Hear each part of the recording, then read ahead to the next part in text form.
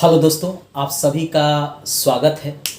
आज हम 67वीं बीपीएससी में जो मैथ के प्रश्न पूछे गए हैं उन प्रश्नों को हम एक एक कर देखेंगे, ताकि अब जो 67वीं बीपीएससी का पीटी जब भी हो, 15 जून के बाद हो या जब भी बीपीएससी कराए, तो इस तरह के प्रश्न अगर पूछे जाए तो हम किस तरह वहाँ हल कर सकते हैं। इस बार के मैथ के प्रश्न भी थोड़ा डिफ़िकल्ट पूछे गए थे, थोड़ा कठिन पूछे गए थे, इसलिए हम पहले इन प्रश्नों को देखेंगे। मैं वीडियो शुरू करने से पहले यही कहूँगा कि मेरे चैनल को सब्सक्राइब कर घंटी को ज़रूर दबा लीजिएगा, ताकि मेरा प्रत्येक वीडियो आप तक पहुँच सके। लाइक, सब्सक्राइब और शेयर ज़रूर कीजिएगा। चलिए अब हम शुरू करते हैं। ये प्रश्न पूछा गया था 67वीं बीपीएससी में कि एक समचतुर्भुज का परिमाप 52 मीटर है और उसका छोटा विकर्ण 10 मीटर है, लंबे विकर्ण की लंबाई है।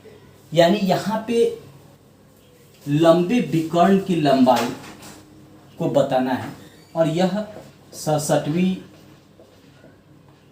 बीपीएससी में पूछा गया है।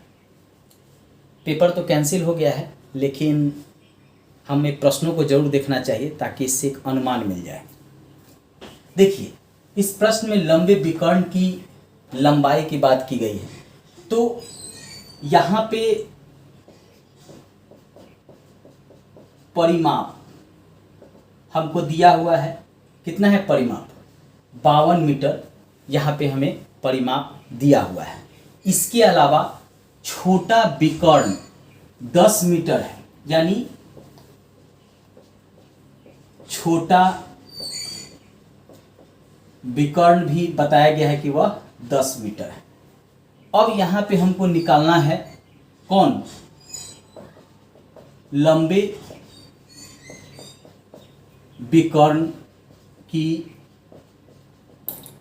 लंबाई, ये हमको निकालना है। मान लीजिए ये समचतुर्भुज है, एक ये इसका विकर्ण हो गया, एक ये हो गया।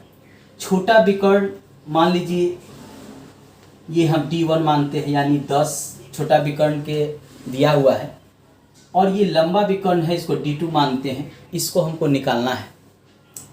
तो सबसे पहले हम परिमाप को देखेंगे। परिमाप बराबर होता है भुजा, ठीक है। अब यहाँ पे ये हुआ इसका चारों भुजा। परिमाप बराबर, हम भुजा को a मान लेते हैं, तो 4a हो गया। अब यहाँ परिमाप जो है आपको दिया हुआ है कितना? 52। ये परिमाप दिया हुआ है बराबर 4a। 4 से ये काटेंगे तो यह 13 होगा। यानी एक भुजा जो है वह 13 मीटर लंबा है। 13 मीटर, यानी एक भुजा जो है इसका 13 मीटर लंबा है। अब हमको चूंकि विकर्ण की लंबाई यहाँ पे पूछ रहा है, यानी हमको ये निकालना है। तब भुजा बराबर होता है D1/2 square plus D2/2 square. इस पे हम इसको हल करेंगे। एक भुजा जो है कितना है? 13 है। 13 बराबर D1 यहाँ पे 10 दिया हुआ है, 10/2 स्क्वायर प्लस D2 हमको निकालना है। ये हो जाएगा। इसको हम फॉर्मूला के आधार पे इसको हम रखते हैं, इसके मान को। अब इसको हम हल करेंगे एक एक करके। यहाँ पे हम 2 से इसको काटेंगे, 5 आएगा, यानी 13/13 बराबर √5 स्क्वायर प्लस D2/2 इसका स्क्वायर हो जाएगा 13। अब ये रूट को हम इधर लाएंगे तो ये क्या हो जाएगा? 13 का स्क्वायर बराबर 25 प्लस D2/2 स्क्वायर। इसको हम इस तरह लिख सकते हैं। अब 13 में 13 से गुना करेंगे तो ये होता है 169, 25 प्लस d2/2 स्क्वायर। इसको इधर ले आएंगे 169 माइनस 25, चूँकि इधर आएगा तो माइनस में हो जाएगा, बराबर d2/2 स्क्वायर। इससे इसमें घटाएंगे तो होगा 144 यानी 144 d2/2 स्क्वायर। अब ये स्क्वायर को हम इधर ले आएंगे तो ये रूट में हो जाएगा, बराबर d2/2। क्योंकि स्क्वायर हटा दिए हैं तो अब इसकी ज़रूरत नहीं है, तो 12 गुना 12 144 होता है, d2/2 12 एक निकल जाएगा यानी d2/2।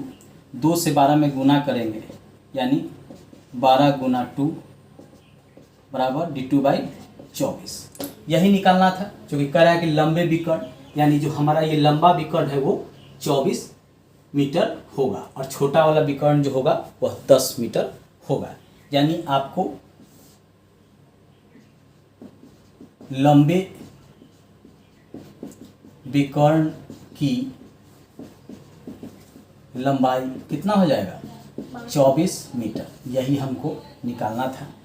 ये काफ़ी आसान था। अगर आप इसको इस तरह के प्रश्नों को बनाए होंगे तो आप इसे बना सकते हैं, लेकिन अगर इस तरह के प्रश्नों को आप नहीं बनाए होंगे तो ये बनाना काफ़ी कठिन है। चलिए हम बीपीएससी में 67वीं बीपीएससी में जो और प्रश्न पूछे गए हैं उनको देखते हैं। 67वीं बीपीएससी में एक और प्रश्न पूछा गया था कि 2 - 1/1, फिर 2 - 1/1, 2 - 1/, यहाँ पे निकालना था आपको। यहाँ पे क्या आएगा यह आपको निकालना था। इस तरह के प्रश्नों में आप x मानकर इसको आप हल कर सकते हैं। जैसे आप इतना को अगर x मान लें कि इतना को आप x मान लें, तो आपको ये निकालना है। तो इसको आप लिख सकते हैं 2 - 1/x। इसको हम माना 2 - 1/1 बराबर x। तो इसके आधार पे इसको हम हल करेंगे। इस तरह आप इसको मानकर निकाल सकते हैं। अब इसको आप हल कीजिएगा तो x बराबर x 2x - 1, x में यहाँ गुना हो जाएगा तो x स्क्वायर बराबर 2x - 1, x स्क्वायर माइनस ये इधर आएगा तो 2x प्लस 1 हो जाएगा बराबर 0। इसको आप फार्मूला पे आप हल कर सकते हैं। x square minus 2x plus 1 square बराबर 0, x माइनस 1 स्क्वायर बराबर 0। अब x माइनस 1 स्क्वायर बराबर 0, x माइनस 1, ये 2 को इधर ले जाइएगा तो ये ब्रैकेट जो है बाहर हो जाएगा, ब्रैकेट से बाहर हो जाएगा। अब x 1 को इधर ले जाइएगा तो क्या होगा, ये 1 होगा। यानी इसका वैल्यू जो है 1 है। तो यानी अगर ये 1 यहाँ पे रखते हैं तो ये आसानी से आप हल करेंगे और इसका 1 आंसर होगा। इस तरह के प्रश्नों को जो है कई बार एग्जामिनर जान से पूछता है। देखने में तो ये लेंदी होता है लेकिन काफ़ी आसान होता है। इस तरह के प्रश्न आपका जहाँ भी मिले आप जो है x मानकर उनको हल कीजिए, 100% वो सही हो जाएंगे। 67वीं बीपीएससी में एक और प्रश्न पूछे गए थे। यह प्रश्न है, दो संख्याओं के वर्गों के बीच का अंतर 2,56,000 है और संख्याओं का योग 1,000 है। संख्याएं हैं। इसमें संख्या निकालना है, यानी प्रथम संख्या और दूसरी संख्या क्या है यही इसमें निकालना है। इस तरह के प्रश्नों को निकालने के लिए हम मान लेते हैं, मान लिया प्रथम संख्या बराबर x और दूसरा संख्या बराबर y, ये हमने मान लिया। अब इसके आधार पे हम प्रश्नों को देखेंगे। प्रश्न है, दो संख्याओं के वर्गों के बीच का अंतर 2,56,000 है और संख्याओं का योग 1,000 है। तो योग क्या है, x प्लस y बराबर 1,000, ये संख्याओं का योग है। इसे हम पहला समीकरण मान लेंगे अब दो संख्याओं के वर्गों के बीच का अंतर कह रहा है, तो अंतर का अर्थ हो गया x square minus y square बराबर 2,56,000। ठीक है, अब इसको तोड़ेंगे, x minus y, x plus y बराबर 2,56,000। इसको हम इस तरह लिख सकते हैं। अब x प्लस वाई यहाँ 1,000 दिया हुआ है, तो x माइनस वाई यहाँ पे हम 1,000 लिख सकते हैं बराबर 2,56,000। इसको हम इस तरह लिख सकते हैं। अब इसको हल करेंगे, इस 3 शून्य से ये 3 शून्य कट गया, x माइनस वाई बराबर 256, x माइनस वाई बराबर 256। ये हमारा दूसरा समीकरण आ गया। अब प्रथम से हम दूसरे को घटाएंगे। प्रथम आया था हमारा x प्लस वाई बराबर 1,000। अब इसमें से ये दूसरे को घटाएंगे हम, ये मेरा पहला था और ये हमारा दूसरा है। जोड़ेंगे, इससे ये कट जाएगा, 2x बराबर ये कितना हो जाएगा, ये हो जाएगा 1256। 2 से इसको काटेंगे, x बराबर कितना हो गया 628। यानी प्रथम संख्या जो है हमारा कितना निकल गया, प्रथम संख्या हमारा 628 निकल गया।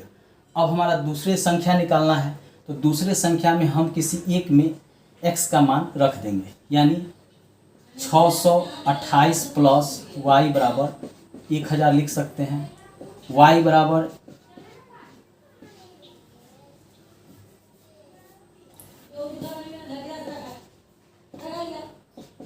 1,000 माइनस 628, इससे इसमें घटाएंगे, y बराबर कितना हो जाएगा 372। यानी दूसरी संख्या जो है हमारा 372 हो गया। यही हमको निकालने के लिए कहा था इस प्रश्न में। प्रश्न जो बीपीएससी में पूछे जाते हैं या बिहार दरोगा में या बीएसएससी में, वो कठिन नहीं होते हैं, आपकी समझ पे आधारित होता है। अगर एक दो बार उस तरह के प्रश्नों को आप बनाए हुए हैं तो आसानी से बना सकते हैं। 67वीं बीपीएससी में और भी कुछ प्रश्न पूछे गए हैं, नेक्स्ट वीडियो में हम जरूर उसको देखेंगे। आप मेरे उस वीडियो को भी ज़रूर देखिएगा। लास्ट में यही कहेंगे कि आप मेरे चैनल को सब्सक्राइब कर लीजिए, लाइक कर लीजिए और शेयर कर लीजिए। धन्यवाद।